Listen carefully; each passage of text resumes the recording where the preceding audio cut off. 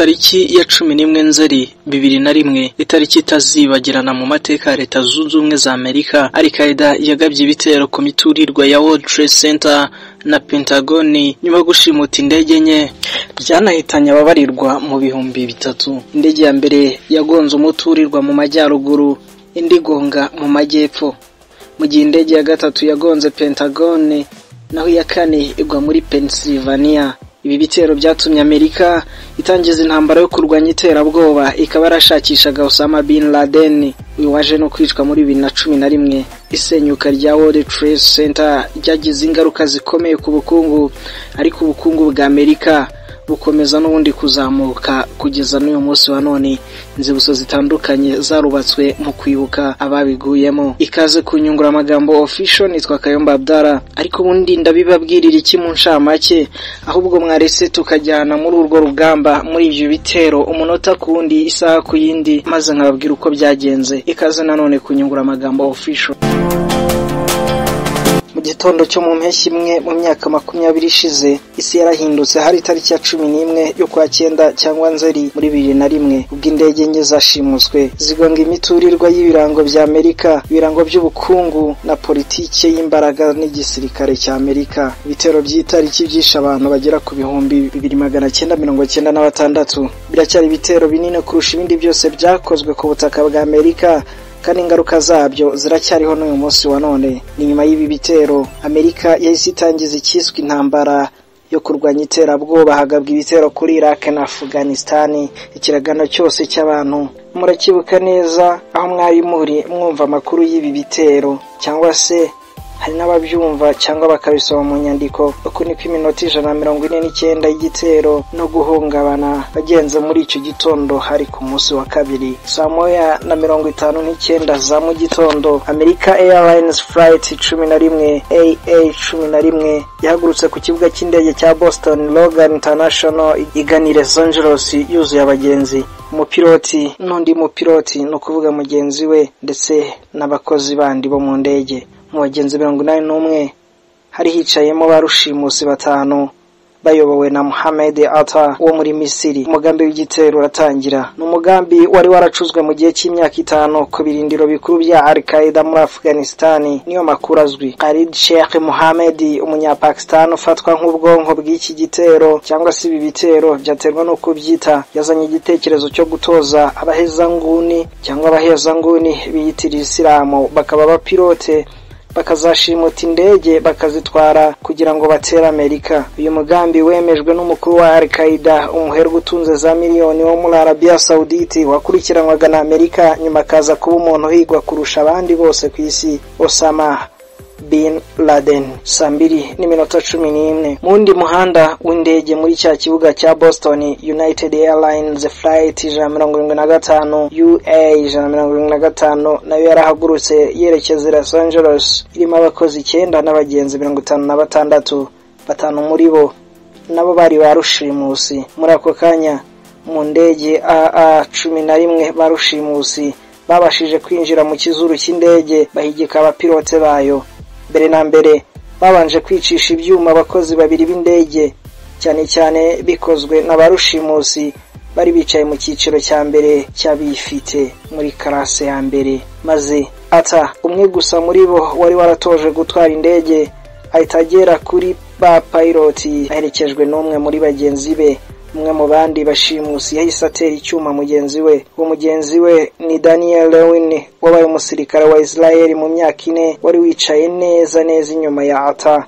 Bikekwa ko yishwe ari kugerageza kuburizamo uyu mugambi mu ndege, kimwe n'ibyabaye mu zindi ndege zashimuswe. Abandi bakozi b'indege n'abagenzi bose bategetswe kujya mu gice cy'inyuma cy'indege. Aba baterabwoba bakoresheje imyuka iryana mu maso banakangisha abagenzi bomba, ariko bikekwa ko ntayo bari bafite. Saa 2:20 turacyari ku itariki ya 11 Nzeri muri 2001. American Airlines Flight 77 yahagurutse kuri Washington Dulles International Airport i Washington DC, irimo abakozi b'indege 6 n'abagenzi 58, barimo abashimusi 5, yerekeza Los Angeles. Ibisuruhirane, abashimusi bagombaga kuva ku mpera bajya ku yindi, bivuze ko bari batwaye litiro zigera ku bihumbi 43 z'ibitoro mu gihe zari zashimuswe.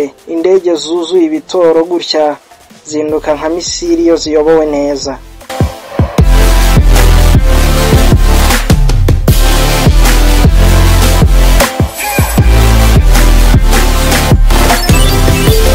Tugeze saa 2:24 ata yagerageje guhutumwa abagenzi ariko akanda hatariho maze aribeshya atanga amakuru yuko indege yashimuswe ku bagenzura ikirere Boston. Yahishuye ko atari indege imwe ahubwo ari nyinshi zashimuswe. Abagenzura ikirere byarabavanze batangira kwibaza ikiri kuba, ariko ubutumwa bwa kabiri bwata bwasize nta kundi gushidikanya indege iri mu rugendo AA11 yari yashimuswe. Kugeza ubwo abayifashe bari bazimije transponder, akuma gafasha abagenzura ikirere kumenya aho indege iri, kumenya inzira irimo, umuvuduko n'ubutunguru kiriho. Ibi bituma bigorana kumenya aho indege igeze. Amakuru yo gushimutwa kw'indege yatangiye kugera mu butegetsi bw'ikigo cya Amerika gishinzwe indege za gisivile US Federal Aviation Administration FAA hashize iminota irenga 30 mbere yuko FAA na kompanyi z'indege zimenya neza icyo ubutumwa bwasobanuye n'ubutumwa yatanze avuga ngo hari indege dufite.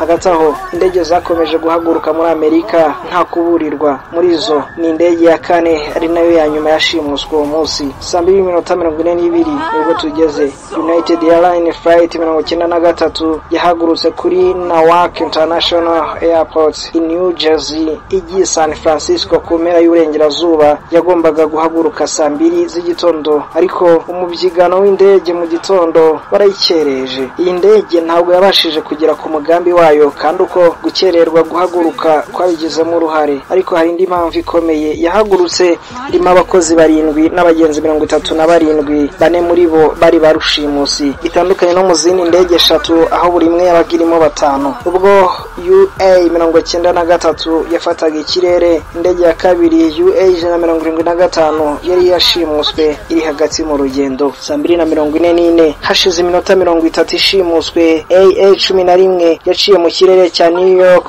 gikenkemuye. Ntabwo cyari ikirere kitarimo ibicu gusa, nta nini indege yari kirimo. Abacunga ikirere bageze ngo ni indege yerekeje muri John F. Kennedy International Airport, maze basaba indi ndege kuyivira mu nzira nubwo yari mu kaga. Mu gihe cy'iminota 15 kandi iri inyuma mu ndege, mugenzi witwa Madeleine Sweeney yari yakomeje kubwira kuri telefone buri kintu Michael Woodward ukuriye iby'ingendo muri kompanyi ya American Airlines. Indege AA11 yatangiye kururuka, ariko ntabwo yari iri kugana ku kibuga cya JFK kimwe twabonye John F. Kennedy Airport. Sweeney yagize ati hari ikintu kibi, turi kumanuka vuba vuba. Woodward yasabye Sweeney kureba mu kirahure niba yamenya aho bari. Sweeney ati turi kugurukira hasi cyane kandi turushaho kugana hasi. Hashize amasegonda make yavuze ati mana yanjye turi hasi cyane, guhamagarana naho byarangiriye. Saa 2:46 AA11 yagonze umuturirwa wa Northern Tower, imwe mu nzu z'impanga za World Trade Center WTC zari mu zisumba izindi zose muri New York mu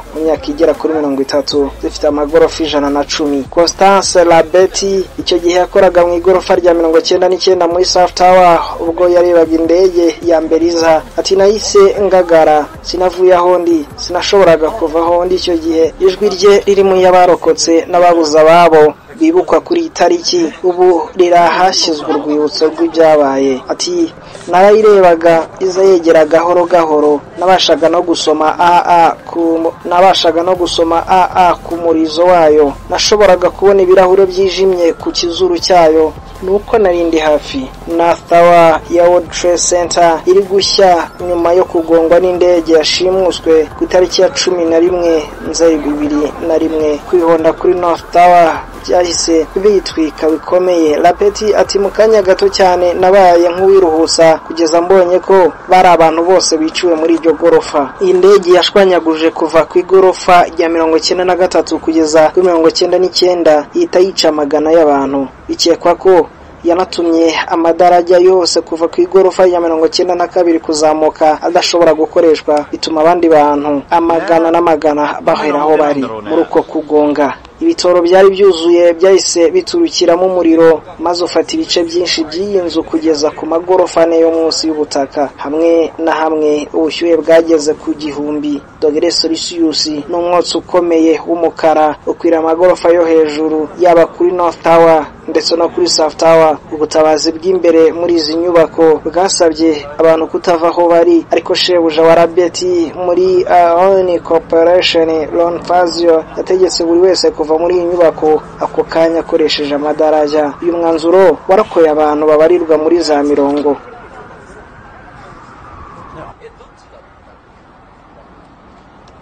Tugeze noneho 2:47. Perezida George W. Bush wa Amerika yari hafi kwinjira mu ishuri kuri Emma E. Booker Elementary School i Sarasota muri leta ya Florida ubwo yahabwaga amakuru ko indege ntoya ya moteri ebyiri yagonze imwe muri za gorofa z'impanga. Bush yabwiwe ko nta yandi makuru araboneka, akomeza gahunda ye yo gusomera abana. Perezida Bush mbere yabanje kubwirwa ko uko kugongwa kwakozwe n'indege ntoya yikomereza gahunda ze, nubwo FAA yarizi gushimutwa kwizi ndege imbere mu gihe cy'iminota 20. Nta makuru yemeza ko hari urundi rwego Washington DC rwari rwabimenyeshejwe cyangwa ngo na White House ibe yabimenye. Vice President Dick Cheney yumvise amakuru kuri televiziyo kandi uko yasubije ku byo yarabonye byabaye nk'iby'aba bandi b'abantu miliyoni nyinshi ku isi. Ni gute ku isi indege yagonga World Trade Center? Hafi neza muri ako kanya barushimusi bari bamaze kugenzura indege ya gatatu AA-77. 2:56 turacyari mu gitondo cyo ku itariki ya 11 Nzeri 2001. Hashize iminota 10 indege ya mbere ikoze ibara. Hari hasigaye ahantu hato ku magorofa yo hejuru ya North Tower hataragerwaho n'umunyota, ubushyuhe n'umwotsi mwinshi. Amashusho y'abantu bari guhanuka cyangwa gusimbuka muri metero 300 hejuru bakitura hasi yarari masakara. Nta warokotse. Iki cyago cyafashe indi ntera kiba giteye ubwoba cyane. 3:01 muri icyo gitondo mu bugenzuzi bw'ikirere bwa FAA i New York naho hari akajagari gakomeye ku buryo indege ya kabiri UA-175 yabashije nayo kuguruka mu kirere cy'umujyi nta nkomyi, nubwo bwose iyo itari yazimije transponder yayo. Igihe amakuru y'indi ndege igiye gukora amabi yageze kuri FAA byari bitagifite igaruriro. 3:03 UA-175 yaraje nayo yihonda kuri South Tower ya WTC isenyura igorofa rya 77 kugera kuri rya 85. Hari hashize gusa iminota 17 ya mbere igonze North Tower. Ubwo kandi hariho haba ibikorwa by'ubutabazi binini mu mateka ya New York. Constance Labeti wa mubyeyi yarariho hakirana n'amaguru amanuka ubwo indege yagongaga inzu yararimo South Tower. Mu butumwa yatanze muri urwo rwibutso rw'itariki 11 y'Ukwakenda Memorial Museum aravuga ati, ndumva nayo ngeze ku igorofa rya 72 ku ya 75 twumva urusaku rukomeye cyane. Abantu bari ku madarajya batangira kugwirirana. Numvise ari nk'umuntu ufashe inzu akayinyeganyeza akongera akayisubiza hasi. Nari nafashe nkomeje ku byuma byo ku ruhande, niyo mpamvu ntaguye, ariko abantu benshi barahanutse baragwa. Rabeti yarakomeje amanuka gana hasi, akekwa ko ari North Tower yahimye ikagwa ku yabo. Ariko miliyoni z'abantu bari kuri za televiziyo bari babonye ko indege ya kabiri yari yagonze inzu ya kabiri aho Constance Labeti yarari. Ibyo bamwe bari babanje gutekereza ko ishobora kuba ari impanuka byahise birangira. Bitandukanye n'indege ya mbere UA-175 uburyo yagonzemo inyubako bwatumye hari ibice by'inzu bitibasirwa. Imwe mu nzira y'amadarajya nayo ibasha gukomeza nibura kuva ku igorofa rya 91 kumanuka, ariko kumanuka ntibyari byoroshye. Umuriro, umwotsi, umwijima n'umuvu w'ibitoro byatumaga bikomera, ndetse ntabwo byari byoroshye guhunga. Hari n'ikindi kibazo, 911 wa murongo w'ubutabazi. Serivisi z'ubutabazi nabo bakagira inama abantu kuguma aho bari kugeza ubutabazi buhageze, baba bari munsi cyangwa hejuru yaho ya ndege yagonze, cyangwa niba ubwabo bashobora kuyivana. Abantu bagakizwa n'amaguru ubwo North Tower yari iri wihirima ikagongwa n'indege muri New York. Imibare yarahindaguritse, ariko bigaragara ko abantu bategeze kuri 30 babashije kurokoka muri South Tower bagera hasi bavuye aho indege yagonze cyangwa hejuru yaho. 3:05 Bush yakicaye imbere y'abana b'imyaka 7 mu gihe Andrew Card umukuru w'abakozi mu biro bya White House yasamwongorera igitero cya kabiri kuri izi nzu z'impanga. Uyu perezida yakomeje kwicara azunguza umutwe akongera akawuzunguza ameze nk'uwemera akaruma iminwa. Mu gihe cy'akaga ngo ni ngombwa cyane kugira imyifato no kuke mutima nk'umuntu w'umugabo. Ati rero nategereje igihe nyacyo cyo kuva mu ishuri. N'amagambo Bush yabwiye BBC mu nkuru mbarankuru yitwa 11 z'ukwa 9 Inside the President's War Room cyangwa se mu nzu y'intambara ya perezida. Yongeyeho ati sinashakaga gukora ikintu kidasanzwe, sinashakaga gukurura intebe ngo ntere ubwoba ishuri ryuzuyemo abana, bityo naratuje ndategereza.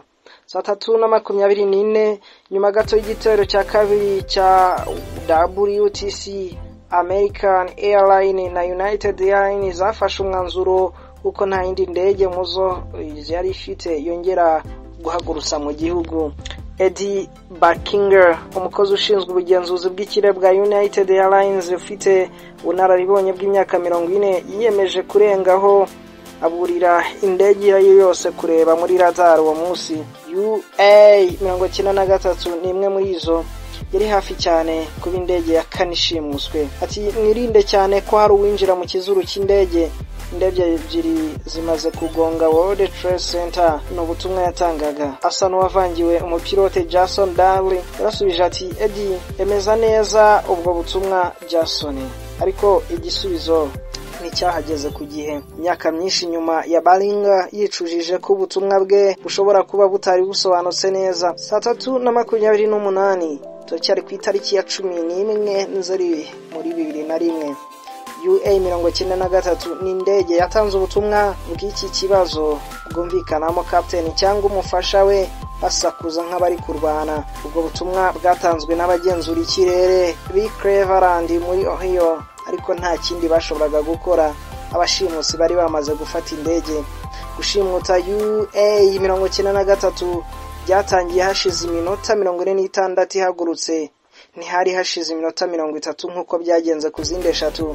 Iki gihe kirenzeho no gukererwa guhaguruka iminota 42 byabaye ingenzi mu kugena ibyayibayeho. Kuriwe na Ziad Jarrah wo muri Libani. Aba barushimusi nabo bakoresheje gutera ubwoba abagenzi n'abakozi ko hari bombe. Bavuga ko basubije indege ku kibuga yahagurutseho kandi basaba buri wese kujya inyuma mu ndege. Aho birunze ku murizo w'indege batangiye guhamagara abantu babo kuri telefone. Benshi bavugaga ko abayishimuse nta kibazo batewe no kubabona bari kuri telefone. Habaye guhamagara nibura 37 nawe babuza guhamagara. Uku niko nabo bamenye ko hari indege ebyiri zakoze ibitero New York n'ikigiye kubabaho niba ntacyo bakoze cyangwa gikozwe n'undi wari we wese. 3:34 nibwo tugeze muri Minisiteri y'Ubutabera i Washington.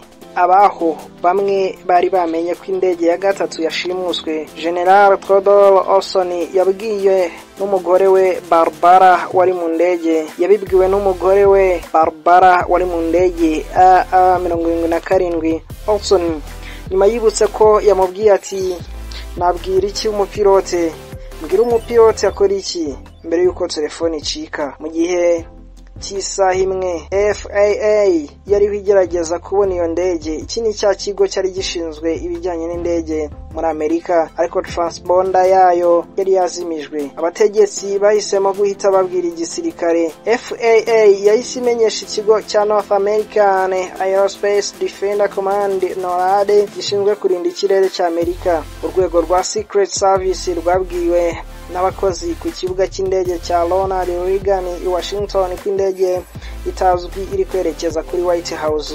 Perezida yahise ajyanwa mu mutamenwa wo munsi y'ubutaka, ariko indege yahise ihindukira ntiyakomeza kwerekeza kuri White House cyangwa ku nteko ishinga amategeko Capitol imwe ya Amerika. Yerekeje kuri Pentagon noneho iri muri kilometero 8 gusa, yihuta cyane ku muvuduko wa kilometero 850 mu isaha. Ibaze saa 3:37 ubwo ni nyuma y'iminota 3 gusa. AA-77 igonze urukuta rwa Pentagon bitera inkongi yatumbagirije ikibatsi kikagera kuri metero 60 hejuru y'igisenge. Abantu 64 bose bari mu ndege barapfuye hamwe n'abandi 125 bari mu nyubako y'iyi Minisiteri y'Ingabo za Amerika Pentagon. Abandi babarirwa muri za 100 barakomereka. Mu gihe amakuru yarariho avugwa yibanze ku byabaye kuri World Trade Center, igitero kuri Pentagon cyabaye nk'ikitavugwa cyane, ariko kuri Perezida Walker Bush we siko byari bimeze. Yabwiye BBC ko iki gitero ari cyo cyatumye abona neza ko igihugu cye cyatewe.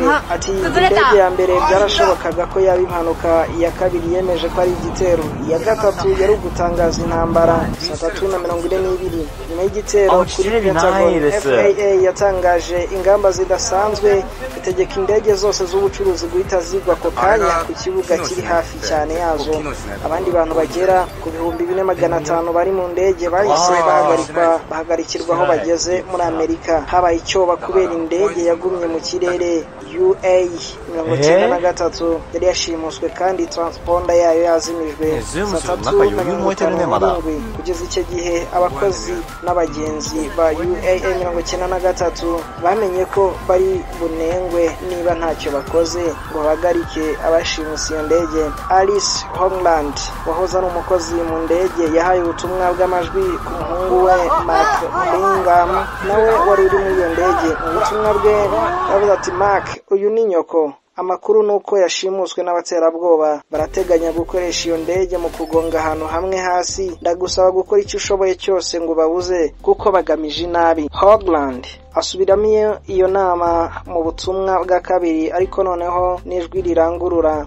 Ati hari indege bavuga ko iri kugana i San Francisco, ishobora kuba ari yurimo. Rero niba bishoboye yegeranya abantu mukora igishoboka cyose mu igenzure. Ndagukunda mukunzi, amahirwe masa, bye bye. Ku makuru yahawe abantu bari hasi, buri wese muri iyo ndege yaratoye, bemeza ko ibyiza ari ukurwanya barushimusi. Saa 3:58 uko ibibi bikomeza kuba, South Tower yarahirimye, byafashe amasegonda 11 gusa ngo yose bigeze hasi. Buri wese wari ukirimo yarapfuye, kimwe n'abandi bari hafi yayo mu muhanda no kuri Marriott Hotel kuri World Trade Center. Constance Labeti numwe mu babashije kuva muri iyi nyubako twamuvuzeho mu gihe hari ibintu byinshi byari biri guhanuka n'umukungugu mwinshi aho hantu.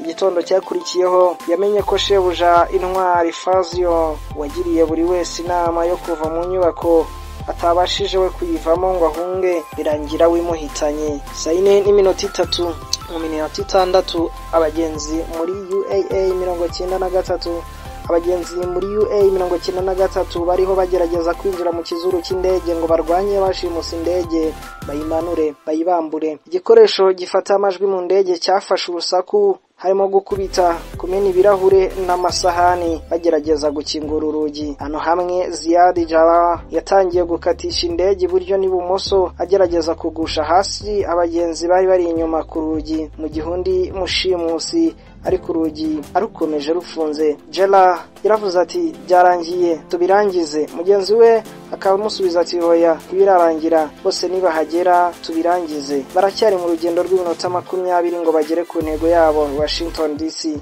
Jela cyangwa Jala arongera abaza mugenzi we ati, niba ushobora gusenura indege hasi noneho wayimanura. Mu gihe indege UA-93 yari imanuka icuritse, ikizuru kireba hasi, mwayishimuse yatereye hejuru ati, Allah ni igitangaza. Ati, Allah ni igitangaza, abisubiramo. Mu gihe abagenzi bakomeje igitero cyabo, indege yaguye mu mirima iri mu busa muri Sharksville muri leta ya Pennsylvania, iri ku muvuduko urenze kilometero 930 mu isaha. Nta muntu warokotse.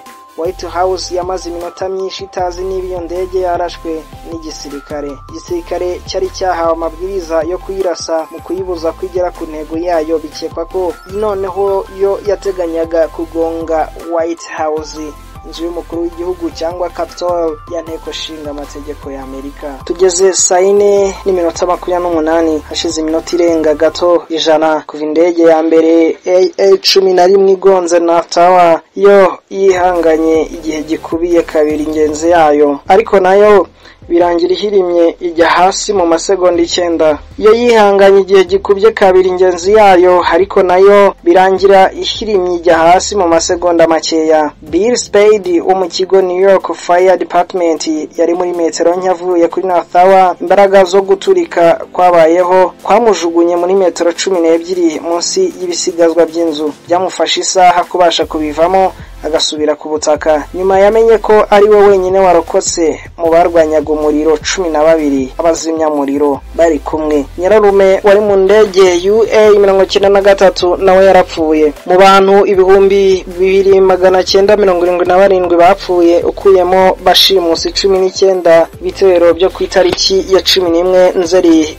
nibyo byiciwemo abantu benshi ku butaka bwa Amerika mu mateka ya Amerika. Mu mateka ya Amerika kandi nibwo bwa mbere abatabazi benshi bari bapfiye rimwe bari mu butabazi. Muri New York gusa 343 bapfuye bari kuzimya umuriro. Ikindi, abantu bagera ku bihumbi 400 barimo abahumetse umwuka w'uburozi, abakomeretse n'abagize ihungabana bikabavuramo uburwayi budakira ndetse n'urupfu amezi menshi nyuma yabwo, nk'ubwo bivugwa ko US Centers for Disease Control and Prevention ari bitangaza. Ingaruka z'ibitero byo ku itariki ya 11 Nzeri kugeza n'uyu munsi ziracyahari kandi zirakomeje. Gukurikirana Osama bin Laden kwa Amerika kwaganishije ku gutera Afghanistan muri 2001. Murabyibukaho Al-Qaeda yari yarahawe indaro n'ubutegetsi bw'abatalibani. Icyo President Bush yise intambara ku iterabwoba cyageze no ku gutera Iraq muri 2003. Hashize imyaka 20 kuva ibi bitero bibaye, ndetse ntabwo ari 20 gusa ahubwo ni 23 kuva muri Afghanistan kwa Amerika. Mu byumweru bike mbere y'itariki byaranzwe n'urugomo n'ibikorwa by'agahinda. Abatalibani ubu bagarutse ku butegetsi. Ingabo za Amerika ubu mu buryo bwemewe zavuye muri Afghanistan. Birashoboka ko ibindi bikorwa by'ubwicanyi byaba biri imbere. Turabizi neza twese ko buri gihe twumva byanze bikunze hari umuntu umwe muri ziriya leta z'Abarabu fatwa nk'ikihebe cyangwa ukomeye, tukumva ngo yishwe na Amerika. Ubanza baba bari kwihorera. Iyi ni Nyunguramagambo official. Komeza udukurikire, udukunde kandi usangize n'abandi, tukomeze twunguka ubumenyi n'amakuru. Nitwa Kayumba Abdara, ndabashimiye.